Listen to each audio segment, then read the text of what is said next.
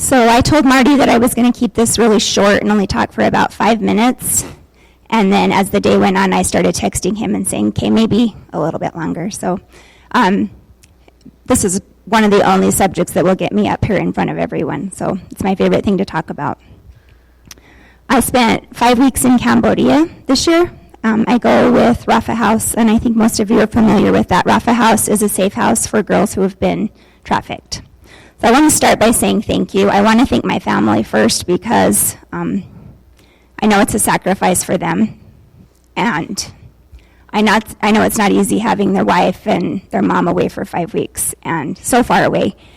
So I appreciate them because I could not go without their support. It just would not be possible for me to do that if I didn't have their complete unconditional love and support. So thank you so much to them. And I'm also so thankful for VCC for being so mission-oriented and for introducing me to Rafa House, and mostly for how generous you all are, how loving and supportive you all are. The people at Rafa House can't believe our church. They're blown away every summer by the amount of money that we send to Rafa and the amount of money I take over there with me to help them. So they're very, very thankful for you. And I also just have so many friends and coworkers and people in the community that donate and give, and I just appreciate it so much. I send a little over $13,000 to Joplin, which is the headquarters of Rafa. So, yeah. With that money, I just wanted to let you know what kind of where your money goes.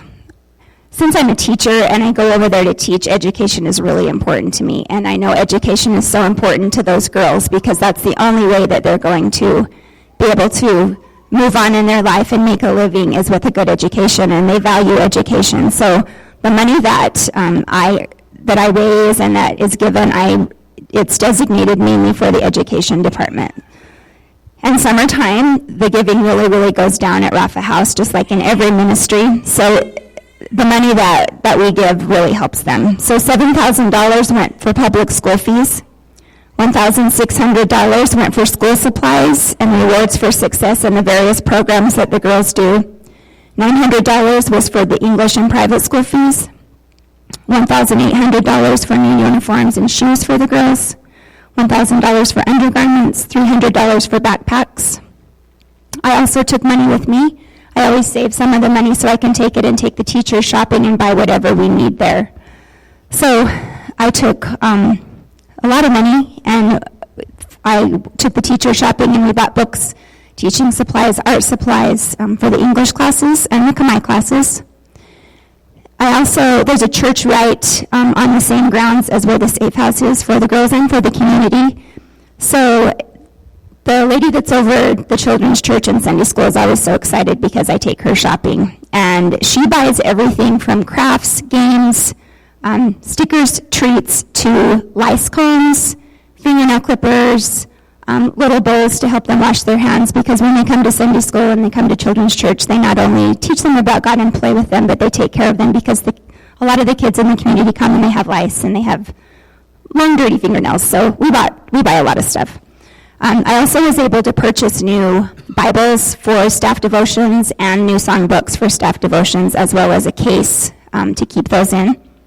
And then for the Kids Club preschool class, we bought posters, art supplies, games, stuff like that. I also bought an iPad for the sewing program so that they could use it for their business. And then when teens and other people come to buy merchandise, they can buy with a credit card. And I know our team would have really, really appreciated that because you don't have enough cash when you're there. So my daily routine, I started every morning at 7:30 and went to staff devotions. That was actually one of my very favorite parts of the day. I love the staff. I could not understand pretty much everything that happened in staff devotion, but they read the Bible, they sing in Khmer, and I love their hearts, just like Marty said. They are true Christians. They're all in. And it's very hard for them because Cambodia is 96% Buddhist, and many of the staff who are Christian still have Buddhism in their family, so it's very, very hard, but they are 100% in for God. I was really, really busy this time. I had scheduled the whole time, so it made me really tired, but it was good to have stuff going on all day. So after staff devotion, this year I got to go to Kids Club. Kids Club is a prevention program where kids from the slums. Kids from poverty get to come and they learn about Jesus, and it's actually my favorite place in the whole world, but they have a preschool class, so they asked me to help teach the preschool class, and I was beyond excited to do that because that's my favorite age, and that's what I do. So every morning I went and helped with preschool, then we had lunch, and then in the afternoons I helped with the 3 English classes. So I would go in and teach the English classes, and we played games and did all kinds of fun stuff, and just basically helped the teachers, just giving them ideas, and taught right alongside Linda, who was the English teacher. In the evenings, I did a lot of running errands, prepping for teaching, and also I hung out with the staff as much as I could because I love the staff, and they're some of my very best friends now. So they took me to some very interesting places. I was there longer this time. Usually I only go for about 3 weeks. Being there longer was really, really good. Cambodia is so far away. It takes me so long to get there. And by the time I get there and get going, then I feel like it's time to go home. So it was really, really good to be there longer. And I just got into a routine. I felt like I was getting up every morning, going to work with people I love, and it was great. It was also harder being there longer because that gave me time to get more involved and more attached to the girls and the kids and the people, and leaving is always really, really hard for me. Also, I was there long enough that I think that the staff thought it was time for me to get a little more involved, so I was exposed to some stuff that was harder than I've ever seen before. The social worker at Kids Club would take me sometimes when I had a little break into the homes, and sitting in those homes that I can't even describe how bad they are, how horrible they are, how they're really not even homes. They're just a couple little cardboard walls, and just looking into the eyes of mothers who can't feed their kids, and I can't get the desperation off of my mind. And I sit in their homes, and they try to offer me a seat and something, and the whole time I'm thinking, just, Katy, don't cry in front of these moms. And I ask them what their needs are, and their needs are rice to feed their kids. That's why sponsorship is so good if you want to sponsor a kid, because it not only gives the family rice, but it also pays for the education and social workers to take care of that family. Sredav is one of the little preschool girls, and she was a little character. She loved her picture taken. I got to go visit her home. She's a tiny little thing, and she's 4. Her grandma has AIDS. She's HIV, and she pretty much raises Sredav because her mom is a karaoke worker, which means she's a prostitute. This year I got to go to the ocean. I love the ocean, and I've never been to the beach in Cambodia, but I have a different view now. Being at that ocean, I think I was in the most evil place I've ever been. I could feel the evil in the air there. Along the ocean at 2 in the afternoon, we walked down the beach like you do when you go to the ocean. We just walked down the sand, and there were just rows and rows and rows and rows of brothels. And every single establishment on that ocean had American and European men with Khmer girls right in the middle of the day. And then at nighttime, it turned into just a big party scene. They brought tables down onto the beach, and we walked down to the beach because we were going to buy lanterns and pray and let them go, and literally standing right in the middle of something that it's happening all around you. And you can't do anything about it except for pray for those girls and pray for the men who are there for those reasons, and just pray for that country to change. And we did right in the middle of all of it. We got in a little circle and prayed right there on the beach that night. And yeah, it was rough. Sometimes when I'm in Cambodia, I feel so sad and so overwhelmed that I feel like I'm having a little panic attack and I can't breathe, because I see stuff there and just so heartbreaking what's happening. But I also know that God needs me to see that, because we need to know that it's happening. And one of the social workers that takes me, he said, Katy, I don't want to make you sad, but he said, people need to know that it's not okay here. And I said, you're right. And I love Hosanna, the song we sing, because I've prayed for a long time for God to break my heart for what breaks his, and he did that. And it's really hard, but I'm so, so thankful. so thankful that I have that burden, and so thankful that I'm reminded of how much that place needs prayer, and those people, they need us. They need our help, and they need our prayer. But there's also so many good things happening. So many bright spots there. So many amazing people shining God's light and working so hard. I met Saran this year. He's one of the social workers. He's new to Kids Club. He's a pastor, and he started a little church. He's an amazing man. The first time I talked to him, we talked, and he said, kept asking me about my husband the whole time, and he said, "Why does he let you come here?" And I said, "He's very supportive," and he said, "Does he still love you?"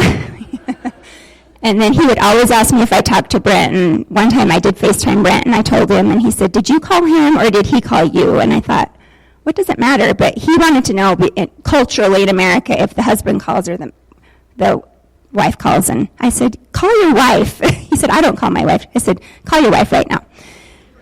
It's okay for both to call their wives. He also asked me if I would come and help at his church, and I didn't ever have the chance to do that. And I said, "Well, what do you want me to do there?" And he said, "There's two things you can do. You can preach." And I said, "No."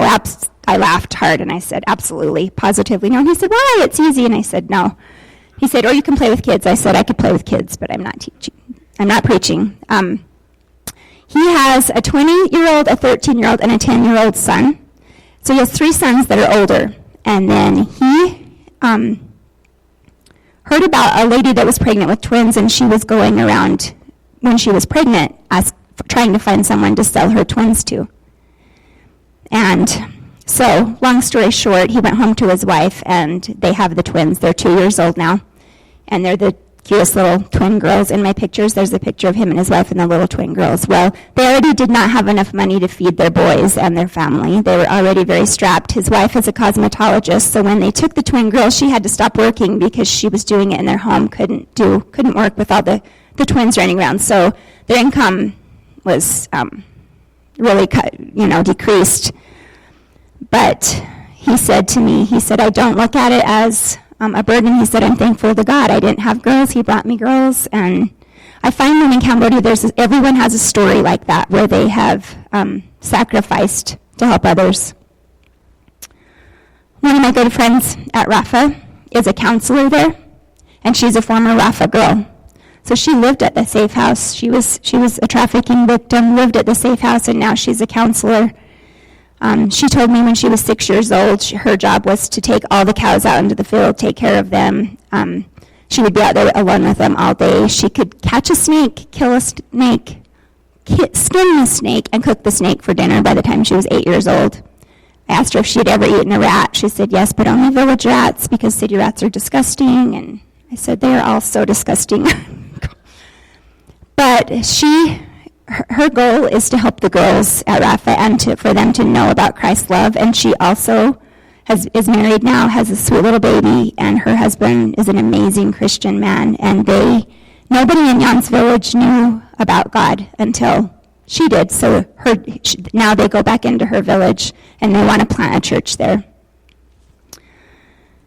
The Rafa girls are a light to me just because of everything we've been through. I won't even go into detail of what they've been through, but just the joy they have and how I just love how they can go through that and then still be happy and still spread joy. And just they're working so hard, and it's so good to see the progress that many of them have made. Little baby Mercy, who I saw last year, she was pretty much abandoned, had just been left. Now she's with a family that loves her so much and is taking care of her, and she's growing and progressing and thriving. Another bright spot is the Sath family. Many of you know Tara. She's been here a few times. Her whole entire family is completely dedicated to God. They spend 7 days a week with kids coming to their house, women's groups. Her dad's a pastor. Going and showing love to the Muslim communities. It makes me feel like I don't do anything when I am around that family. I just would ask you to please pray. Just keep praying. Pray for the Rafa girls. I just pray for them to have safety, for them to have healing. And I also pray for justice. Cambodia is getting better, but obviously my eyes were really opened this time because it is still happening everywhere. Pray for the staff. They have a really hard job. just pray for them to have endurance and peace, and pray for their families also. Another thing I get to do is I become friends with the staff, and they take me to their home, and it's not easy the way they live. And also for the Kids Club staff and the kids and the families. And I also pray just for more kids to be sponsored, because it really is such a way out for them. And I can't even tell you how much that $30 a month does. It saves their life, it provides an education, and it helps their whole family. And just continue to pray for Cambodia. I love that country so much. I can't even describe it. It's so strange to me that I feel so comfortable there, because there's nothing comfortable about it at all. It's so different, and it's very hard, but I absolutely love it. And again, I'm just so thankful that I get to be a small part of that ministry. Rafa House is just such an amazing ministry, and I'm so thankful that Stephanie Freed trusts me to go over there in the summer. And I'm especially thankful that I get to be a part of God's kingdom, because God doesn't need me. He does not need me over there. But he allows me to go out and be a part of his people. And I'm just very, very thankful, like I said, for this broken heart God has given me, and just for the chance to go there. And I just want to thank all of you for your prayers, and for me and for my family and your support. And I do, of course, I have pictures, because it's my favorite part. So thank you.